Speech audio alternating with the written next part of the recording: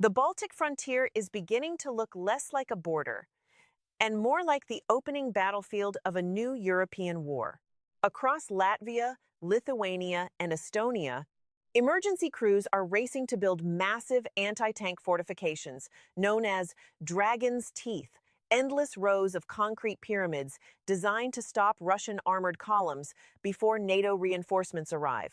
Behind them sit minefields, kill corridors, bunker systems, drone defenses, and rapid response networks capable of mobilizing more than 100,000 NATO troops within days. Military planners fear that if the 6-5-mile Suwalki Gap collapses, the Baltic states could become isolated within hours.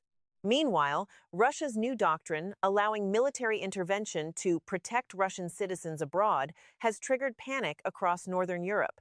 For the first time since the Cold War, Europe is psychologically preparing for the possibility that large-scale continental war may no longer be impossible. The Dragon's Teeth were not designed simply to stop tanks.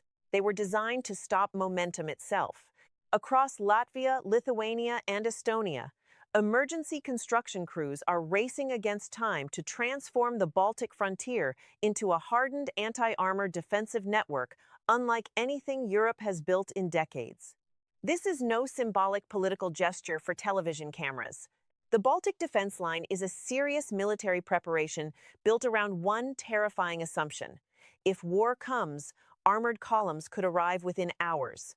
Stretching across forests, frozen roads, and open terrain, endless rows of concrete pyramids now rise from the ground like giant stone fangs. Sharp, massive, and densely packed together, the Dragon's Teeth resemble the jaws of some buried monster waiting beneath the earth. Military planners imagine Russian armored vehicles surging toward the frontier only to become trapped inside carefully engineered corridors with almost no room to maneuver. But the Dragon's Teeth are not meant to create an impenetrable wall.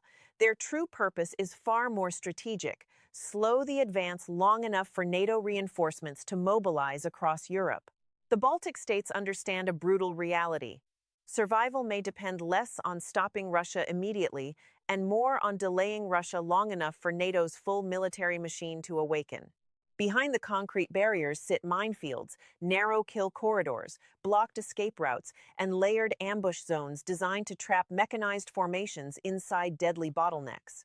Every destroyed Russian tank would become another steel obstacle trapping the vehicles behind it. And slowly, the Baltic frontier is beginning to resemble less a border and more a pre-apocalypse battlefield waiting for ignition. But the Dragon's Teeth are only the first layer of a much larger machine designed for war. The Dragon's Teeth were not designed simply to stop tanks. They were designed to stop momentum itself.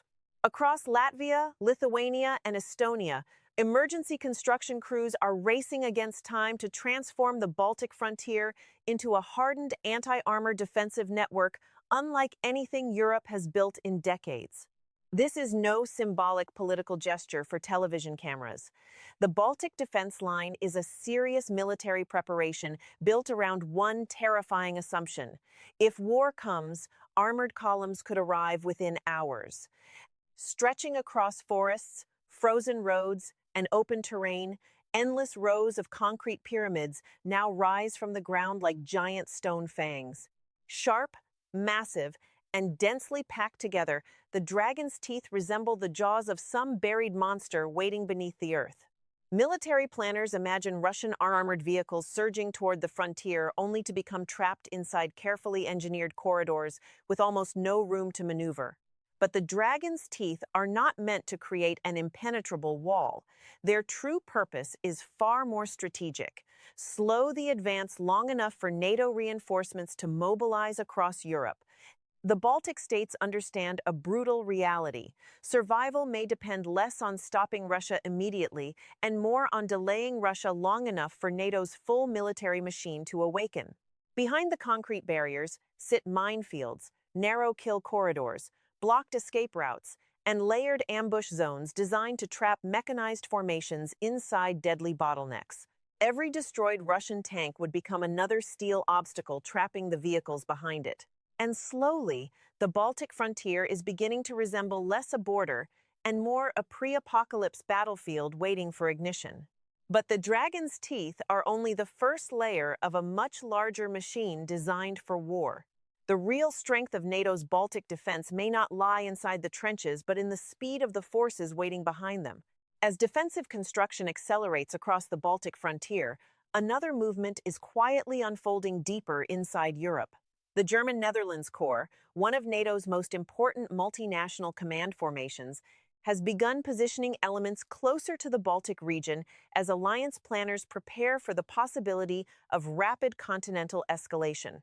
At first glance, the deployment appears surprisingly small. Only around 1,100 visible personnel are initially involved, but military analysts warn this number is deeply misleading. These troops are not intended to function as a frontline army. They are the command brain designed to coordinate a far larger force across multiple NATO states simultaneously. The visible soldiers were only the skeleton. The real power was the ability to instantly activate an entire NATO war machine behind them. Through integrated command systems, logistics networks, satellite coordination, and rapid deployment doctrine, this structure could potentially synchronize more than 100,000 NATO troops across Europe within days if a crisis erupts along the Baltic frontier. Everything inside NATO's current posture is increasingly built around one terrifying concept: speed. Alliance planners fear a lightning-fast mechanized breakthrough scenario where delays of even a few hours could reshape the battlefield before reinforcements fully arrive. In a Baltic war, NATO increasingly believes the first hours may matter more than the first weeks. And slowly, Europe is beginning to prepare not for a slow-moving Cold War standoff, but for the possibility of a modern blitzkrieg unfolding at machine speed. And that urgency is being fueled by growing fears that the Kremlin may already be preparing legal and psychological justifications for escalation. This strategic anxiety is anchored in the Suwalki Gap, a narrow 6-5-mile strip of land connecting Poland to Lithuania. Sandwiched precariously between the heavily militarized Russian exclave of Kaliningrad and Belarus, this corridor is widely considered NATO's ultimate Achilles heel. Military analysts warn that in the opening hours of a conflict, a swift Russian pincer movement could choke off the Suwalki Gap entirely.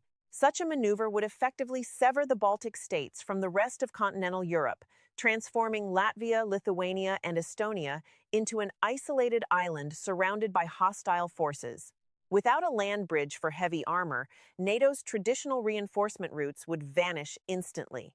This geographical vulnerability explains the desperate rush to deploy Dragon's Teeth and pre-position multinational command structures.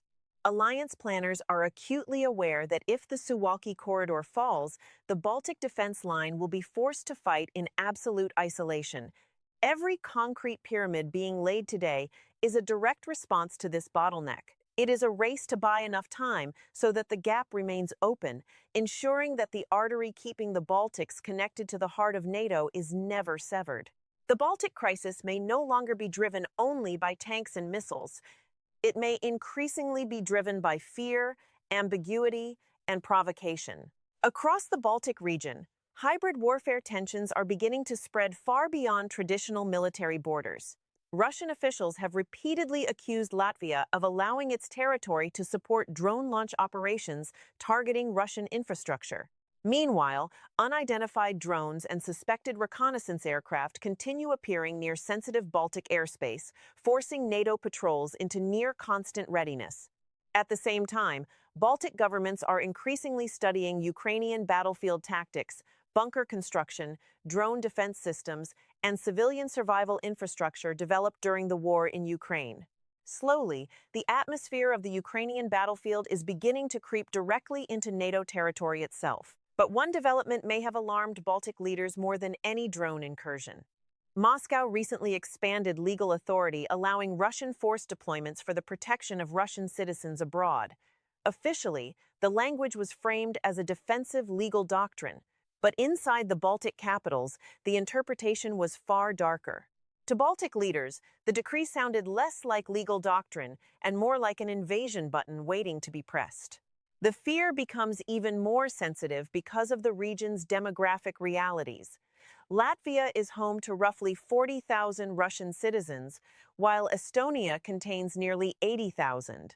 Baltic officials increasingly worry that social unrest, ethnic tensions, cyber incidents, or information warfare campaigns could someday be used to justify protective intervention narratives similar to previous Russian geopolitical operations. The Baltic states increasingly fear that identity itself could become the next battlefield. And slowly, the atmosphere across Northern Europe is beginning to feel less like political tension and more like a continent preparing for hybrid warfare to suddenly become kinetic war. And behind all these preparations lies one intelligence estimate NATO planners cannot ignore. And perhaps that is why the Baltic frontier feels so unstable tonight, because this no longer feels like a distant geopolitical dispute. It feels like Europe is once again preparing for the possibility of large-scale continental war. And if you're still watching this story, it's probably because the psychological atmosphere across the Baltic frontier increasingly resembles the opening chapters of something much larger. And that fear is now being driven by one nightmare scenario NATO planners cannot afford to ignore. One intelligence estimate now haunts nearly every military planner along NATO's eastern frontier. Some war simulations suggest that without an immediate and coordinated NATO response, parts of the Baltic region could face rapid military collapse during the opening phase of a major conflict. Officials do not present these scenarios as predictions. They describe them as strategic nightmares, worst-case calculations designed to expose vulnerabilities before a real crisis ever begins. What makes the fear so severe is geography itself. Estonia, Latvia, and Lithuania sit dangerously close to Russian military power while possessing limited strategic depth. In some areas, critical infrastructure, supply routes, and population centers exist only a short distance from potential flashpoints. Military planners worry that speed, confusion, and shock could overwhelm defenses before larger NATO reinforcements fully mobilize. And so the Baltics are increasingly Putin-proofing entire societies. Roads are being redesigned for military movement. Civilian shelters are expanding. Logistics hubs, underground bunkers, emergency stockpiles, and defensive infrastructure continue spreading across the region. The Baltic states are no longer preparing merely to survive a crisis. They are preparing to survive the opening phase of a continental war. And perhaps most importantly, Europe itself is beginning to undergo a profound psychological shift, the belief that large-scale continental war is no longer impossible. And that psychological transformation may ultimately become the most important story of all. The dragon's teeth rising across the Baltic frontier may ultimately symbolize something far larger than military engineering. Tonight, beneath gray skies and across frozen forests stretching along Europe's eastern edge, NATO patrol vehicles continue moving silently beside minefield barriers, surveillance towers, reinforced trenches, and endless rows of concrete pyramids buried into the earth like the teeth of some enormous hidden creature waiting beneath the snow. What began as scattered defensive construction has evolved into something much larger. Dragon's teeth, multi-layered defense mazes, underground bunker systems, NATO Rapid Response Corps, hybrid warfare fears, drone incursions, emergency mobilization doctrine, Putin's decree authorizing force to protect Russian citizens abroad. And finally, the nightmare scenario haunting NATO planners, the fear that the Baltic states could face rapid collapse before the alliance fully reacts. But perhaps the most important transformation is happening far beyond the battlefield itself. The most important transformation may not be military at all. It may be psychological, the growing belief across Europe that large-scale war is no longer impossible. For decades after the Cold War, much of Europe believed the era of continental militarization had ended forever.